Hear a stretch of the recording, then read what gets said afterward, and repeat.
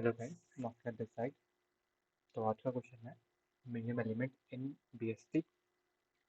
BST को हम बोलते हैं binary search tree. This question is an easy question, but like ये क्वेश्चन एक प्रॉपर्टी बेस्ड है।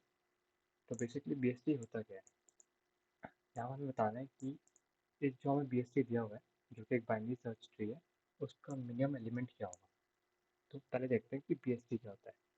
ठीक है, यहाँ पे देखो, ये 5 है, यहाँ पे 1 सबसे मिनिमम एलिमेंट है तो उसने 1 दिया, और यहाँ पे 9 और 11 है। We can clearly see 9 is the minimum, so the output is 9.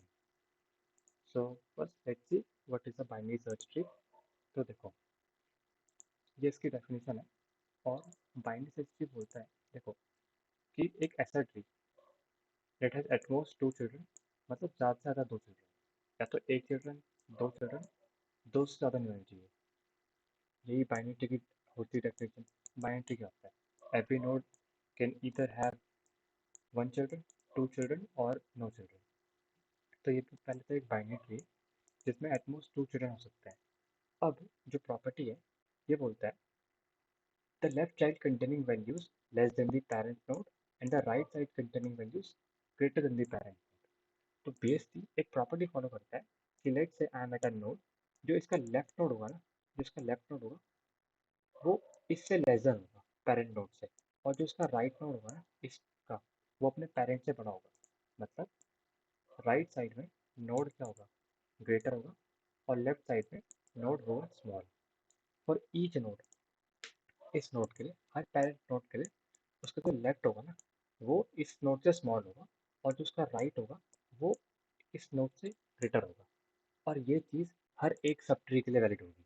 जैसे कि अगर मैं अब बोलूँ कि लेट से यहाँ पे ये 2 नोड्स और हैं, ओके, और यहाँ पे भी 2 नोड्स और हैं। तो अब देखो, ये एक लेफ्ट सब ट्री हो गया, मान लो ये पूरा सब ट्री है। ठीक है, अब अगर ये नोड से, ये वाला नोड इस नोड से स्मॉल होना चाहिए। अब जो ये दो ये नोड है वो इस नोड से स्मॉल होना चाहिए, और जो ये नोड है वो इस नोड से बड़ा होना चाहिए। लेकिन क्योंकि ये नोड, ये ये पूरा सब ट्री इस नोड के लेफ्ट में है, ठीक है, ये पूरा सब ट्री इस नोड के लेफ्ट में है, ये पूरा सब ट्री। तो इसका मतलब क्या है कि ये पूरा सब ट्री की जो वैल्यूज होंगी वो इस एलिमेंट से छोटी होंगी। और क्योंकि ये सब ट्री है, इस नोड के लिए जो राइट सब ट्री है वो इतना बड़ा है, तो इस अगर ये नोड 5 है तो ये सारी वैल्यूज बड़ी होनी चाहिए 5 से। तो ऐसा नहीं है कि हर नोड के लेफ्ट में छोटा है और इस नोड के राइट में बड़ा है, ये बस इतने के लिए वैलिड होगा। ये अगर यहाँ पर है, इसके लेफ्ट में जितने भी सब ट्री है, मतलब पूरे सब ट्री के जितने भी नोड्स हैं वो इस नोड से छोटे होंगे, और ये जो नोड है इसके राइट में जितने भी नोड है वो इस गिवन नोड से ये वाले बड़े होंगे। तो अब देखो, ये जो टेस्ट केस है, this would be very good example. तो यहाँ देखो, हमारे पास 40 है। अब 40 है तो बीएससी की प्रॉपर्टी क्या है, जो लेफ्ट होगा लेफ्ट में 40 से छोटी वैल्यूज होनी चाहिए। देखो 30, 20 और 35 सारी छोटी वैल्यूज हैं, और इसके राइट में 50, 40 और 60 सारी बड़ी वैल्यूज हैं। अब देखो 30, 30 के लेफ्ट में 30 से छोटी वैल्यू होनी चाहिए 55, और 30 के राइट में 35 से बड़ी वैल्यू होनी चाहिए है। लेकिन ये 35 इस लेफ्ट सब ट्री में 40 से छोटी होनी चाहिए, और ये है। यहाँ देखो, 50 से छोटी वैल्यू 45 है, वैलिड कर रहा है, और 50 से बड़ी वैल्यू 60 है। लेकिन क्योंकि जो 40 है ना, ये 60 40 के राइट हाफ में, तो ये 60 इन सबसे बड़ा ही होगा क्योंकि राइट हाफ में ये। सो दैट्स इट, ये हमारा बीएसटी है। तो अब देखो, अब इंट्यूशन इज वेरी सिंपल, क्योंकि हमें बताना है स्मॉलेस्ट एलिमेंट इन बीएसटी। तो हमने क्या नोटिस करा कि जो स्मॉलेस्ट एलिमेंट होगा ना वो एग्जिस्ट करेगा लेफ्ट साइड में, वो एग्जिस्ट करेगा लेफ्ट सब ट्री में। ठीक है, और वो एट मोस्ट लेफ्ट होगा। देखो लेफ्ट लेफ्ट लेफ्ट होगा, क्यों, क्योंकि अगर ये नोड है तो ये वाली वैल्यू से छोटी होगी, और ये वाली इससे और छोटी होगी। देखो 40, 30, 25, अगर मैं 25 से यहाँ गया, और मान लो दोनों तो और होते, और अगर मैं ये वाला नोड लेता तो ये आंसर गलत होता, क्योंकि 25 से छोटा ये लेफ्ट वैल्यू होती। दैट मीन्स हमको एज लेफ्ट लेफ्ट वैल्यू लेनी है, क्योंकि बीएससी की प्रॉपर्टी है the node the left child containing values less than the parent. तो अगर मेरे को किसी बीएससी में बतानी है सबसे मिनिमम वैल्यू क्या होगी, तो वो उसके लेफ्ट सब ट्री में होगी। तो इसलिए देखो इस केस में 25 सबसे लेफ्ट में, 25 आंसर है।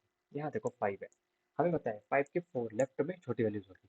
4 का लेफ्ट एग्जिस्ट करता है तो हाँ 3 छोटी वैल्यू होगी। 3 का लेफ्ट एग्जिस्ट करता है हाँ 1, तो 1 छोटी वैल्यू होगी, तो 1 आंसर है।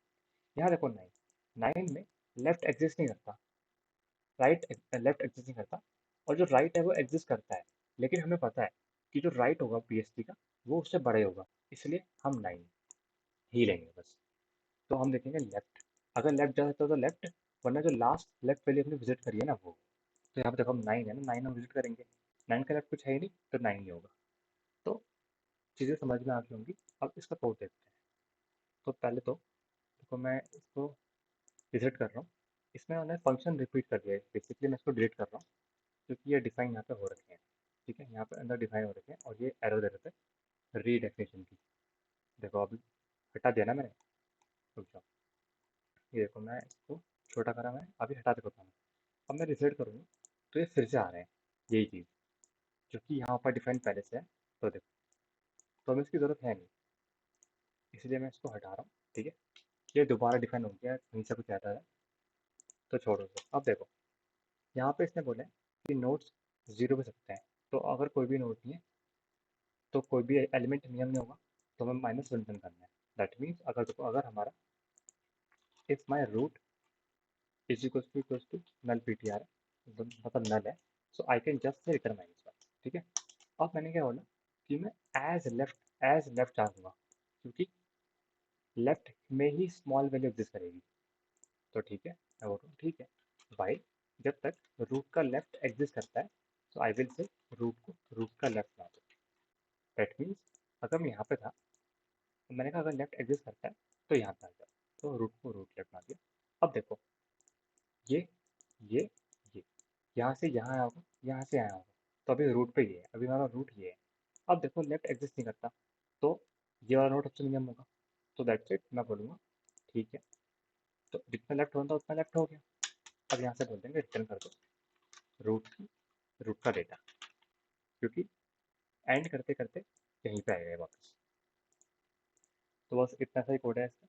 Minimum value, the only intuition part is in a BST, the left sub tree is smaller, और जो लेफ्ट वैल्यू होती है करंट नोड से जो उसकी लेफ्ट वैल्यू होगी ना वो छोटी होगी, तो हम एज लेफ्ट एज जाएंगे। ठीक है, तो ये था इसका।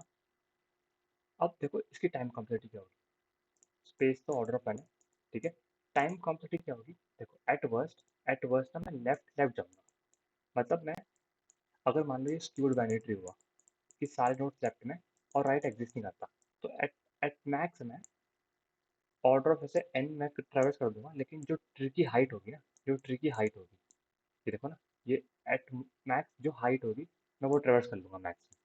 तो डेट इज इसकी इसे order of h time complexity है, हाइट ऑफ BST। ठीक है, तो height of BST would be time complexity. So यहाँ पे लिख देता हूँ, time complexity is nothing but order of, हम एन बोल सकते हैं बट हाइट ऑफ ट्री लिख रहा हूँ, बताता हूँ। And space complexity order of, देखो अगर स्क्यूड बाइनरी ट्री हुआ, अगर स्क्यूड बाइनरी सर्च ट्री हुआ, तो देखो ये ऐसे होगा, तब तो सारे नोट्स यहीं पर है, तो ऑर्डर ऑफ एन हम बोल सकते हैं। लेकिन अगर ट्री ऐसा हो और राइट में सब कुछ है, राइट में सब कुछ है, ठीक है, ऐसा ट्री हुआ अगर, तो तब तो जाहिर सी बात है, पर होना तो इतना ही है। तो ये ऑर्डर ऑफ एच, जो हम हाइट बोल रहे हैं ना, मतलब मैक्सिमम हाइट जो आ रही है हाइट ये होगी ना, तो ये वर्स्ट केस है। इस केस में तो हम दो ही लेंगे ना, तो इसलिए worst case time complexity, even though हम यहाँ नहीं जाएंगे, but this was the case जब मैंने पूरे एन नोट्स कर लिए, तो एट मैक्स ये पूरी हाइट ट्रेवर्स करूंगा मैं, and that's why it's order of H. दोबारा देखो, इस केस में तो नहीं होने वाला, अगर लेफ्ट नो, इस केस में तो हम इतना ही जाएंगे, बट इवेंचुअली अगर ये पूरा स्क्यूड है, पूरा स्क्यूड तो मैं इस पूरी हाइट को ट्रेवर्स करूंगा, एंड दैट्स व्हाई हम उसको बोल सकते हैं order of height of tree. Order of n ही बोल सकते हो, let's say if N nodes है, ठीक है, but height of tree would be more convenient, so that's why. So this is the code, and I think समझ में आया होगा कि होता क्या है बेसिकली। जो लेफ्ट नोड, करंट नोड से उसका लेफ्ट साइड होता है, वो ऑलवेज कम होता है उससे, और अगर आप एज अ होल देखें लेफ्ट सब ट्री को, तो जो पेरेंट नोड है, जो उसका लेफ्ट सब ट्री होगा ना, वो छोटे होगा उससे। That's all, and now get this side.